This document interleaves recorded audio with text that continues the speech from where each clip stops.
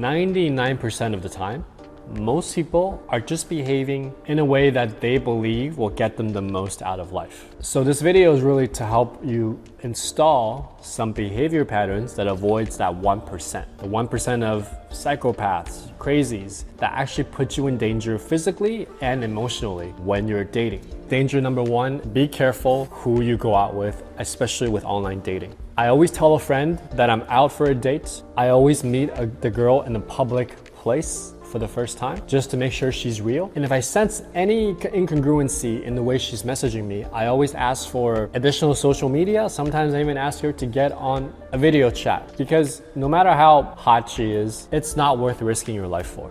Danger number two is being catfished. I actually, embarrassingly, was almost catfished once. There was this girl, she had her profile, but her phone personality was so different than her profile. And then I found out later that her profile became private, and she said she was gonna meet me, but she never did. And I had a feeling that she was using pictures of another girl because she just sounded so incongruent to her pictures. So it's okay to ask for additional information, like, hey, what's your Instagram? Just to be safe, you never know, let's jump on a quick FaceTime chat, or can we do a quick video chat, just to make sure that the person is real. Okay, there's nothing wrong with that. Third thing you want to look out for are girls who take advantage of you financially. I know a lot of guys who work in tech, or they have a pretty good financial career, and what happens is this girl says, oh, I kind of like you, and then they hold out on being intimate while the guy pays for everything and takes her out to all these nice things. The key thing you want to remember is that you don't want to use money to overcompensate for having to learn social skills, okay? Because what happens is you're always going to depend on money, and the girl will never really like you for you.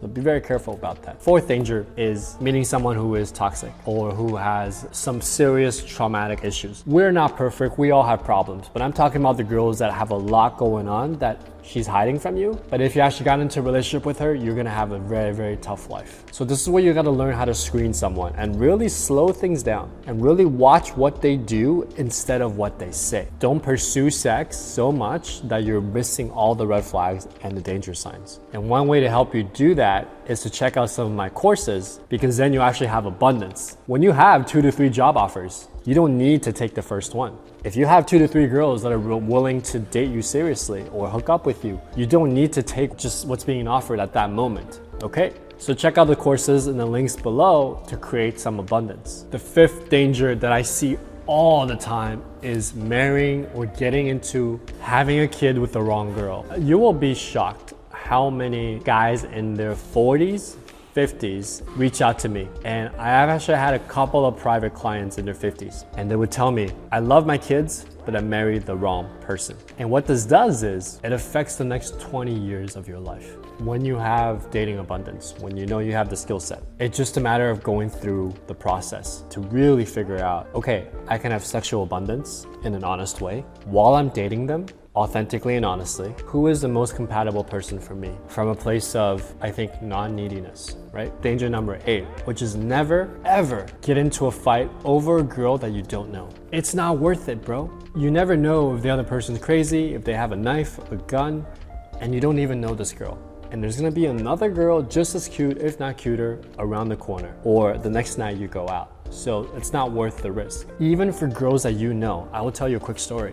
10 years ago, my cousin was dating this girl who I didn't get along with. One night I was out with my friends, and then my cousin calls me and he's like, we're coming over to your bar. And I'm like, okay, great. By the way, I have my girlfriend with me. I'm like, okay. And then she got over to our group. It was weird because they came over and then there were these really big guys that looked like Marines, and there was this really bad vibe going on. And my cousin was trying to keep everyone together. He's talking to my friends, but it seemed like he was trying something. I didn't quite know what was going on. Anyway, at the end of the night, we all leave.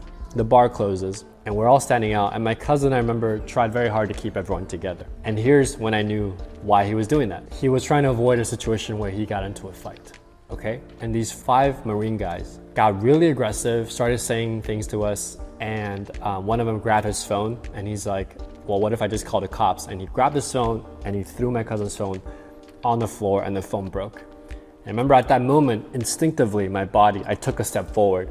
And I remember immediately this guy stepped up and pushed me back and I hit a tree.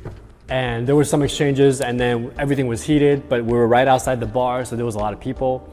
So they said some things and then there was a cop car and they left. Afterwards, my cousin was mad because I didn't help him and I had to explain, I stepped up, I got pushed back. Instinctively, I wasn't even thinking, I was ready to fight, but I realized that if we did, we probably would have got our ass kicked. But the important lesson that I learned there that I hope to impart to you is this. I learned later on that those guys were kind of flirting with his girlfriend. They didn't know that she was his girlfriend, and she basically rejected them in a very, very harsh way. It's like the harshest like Asian girl rejection, right? And she may have said some things to them, calling them losers or whatever, okay? Now, is it her fault that these guys were, harassing her? No, of course not. But what she did was she perpetuated the problem. She made them feel worse, she antagonized them, and she was expecting my cousin to step up for her. And then they brought the danger to us, right? When they could have just went home and walked away. If it was me, I would have been like, hey guys, what's up? We have to use the bathroom. I would have grabbed my girlfriend and I would have left, right? Instead of bringing the problem to everybody. That relationship thankfully didn't work out. At the time, I was a cocky young kid, but she was also a very difficult person to be with. You can fall in love with anyone, right? But would you rather fall in love with someone who gets along with all your friends, who solves problems? Or do you want to be with this girl that you love, but every person you come in contact with is a problem? All your good friends have to put up with her, right? It's like, it causes friction in every area of your life besides your love life. And for some guys, it's worth it. But when I saw that, I'm like, that type of danger is a danger that like eats away at you over time. And you want to be very, very careful of women who can't get along with other people. I think long-term that will cause you a lot of problems. Watch out for these, be careful for these when you're dating, and always keep your safety and well-being in mind, and the safety and the well-being of the people around you that you love the most. If you want some help with your dating life, there are free resources and the link in the description. And you can also hit me up for private coaching.